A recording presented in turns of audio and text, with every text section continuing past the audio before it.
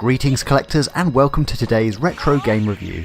You join us in part 4 of the Sega Saturn Capcom Fighter miniseries. In the last episode, we saw how the first Street Fighter Zero game punched into the new era of Street Fighter games for the series. New combos, special moves and characters had all laid some very solid foundations for the series to grow in scale and ambition. Today we're looking at Street Fighter Zero 2 for the Sega Saturn. Released in September 1996, the game came very quickly on the heels of Street Fighter Zero, having only been released in January of the same year. What could we expect from this entry in the series? More fighters? More special moves? More combos? Well, yes, basically all of that and a subtle lean towards a more exaggerated style of presentation. Let's get the obvious enhancements out of the way. The player roster now extends to 18 characters out of the gate, including previously unlockable characters from Street Fighter Zero, Goki, Vega and Dan, or Akuma, Bison and Dan in the Alpha series. Overall, the character assortment is a lot more diverse this time around. The notable additions in this release are Rolento, Sakura, Dalsim, Gen and Zangief. Rolento represents an emerging trend towards including characters from other Capcom series. You'll remember him as the grenade-throwing boss from Final Fight. Dalsim and Zangief back as fan favourites, and Gen returns from the original Street Fighter game. Access to what were previous boss characters is a nice touch, and reminiscent of the Street Fighter Championship 2 edition features. Of the newly introduced characters, it's Sakura that is remembered for having the most impact. Generally, she plays a bit like a nimbler Ryu, having very much been his admirer in the game's backstory.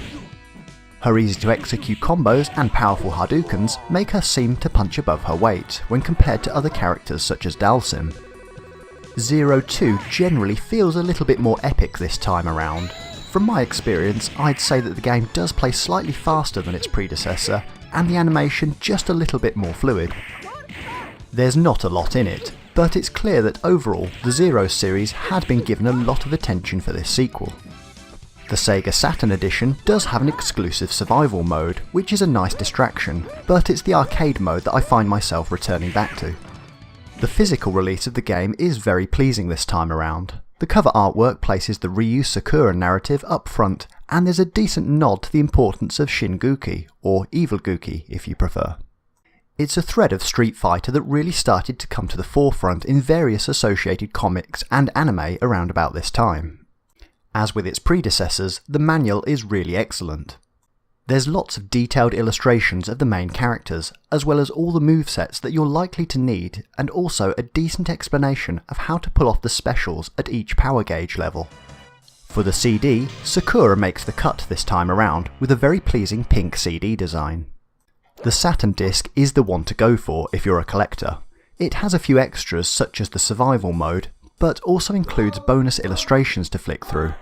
It's not a game changer, but it is always good to own what would be considered the most complete version of a Street Fighter game. Perhaps the biggest advantage over the PlayStation version though are the extra frames of animation. The Sega Saturn version is considered the technically superior version, and at the time of its release, considered the closest conversion from the original arcade hardware. All in all, unless you consider yourself a hardcore Capcom collector, the PlayStation version is still a good second option.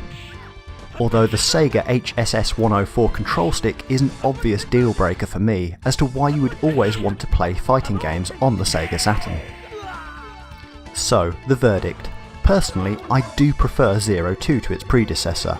It's a little bolder, whilst at the same time being more refined, with more characters, movesets and locations. It's not leaps and bounds ahead of Zero, but with the backstory of Ryu, Goki and their dark counterparts beginning to build, and access to more content, it does feel like a warranted sequel, and not just another occasion to add another number on the end of a popular game. The game allows you to configure difficulty levels, turbo settings and some degree of automatic combo. Overall, it's just a very solid game that most Capcom and Street Fighter fans will tell you is a really solid experience. With Street Fighter fans now happier with life on the Sega Saturn, it was time to address the elephant in the room for all Saturn fans.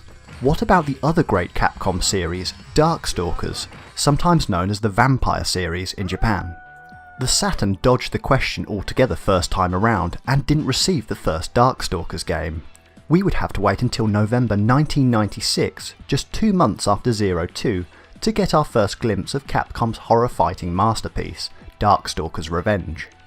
Join me in the next episode as Capcom lets its hellhounds loose in their bid to dominate the console 2D fighter market.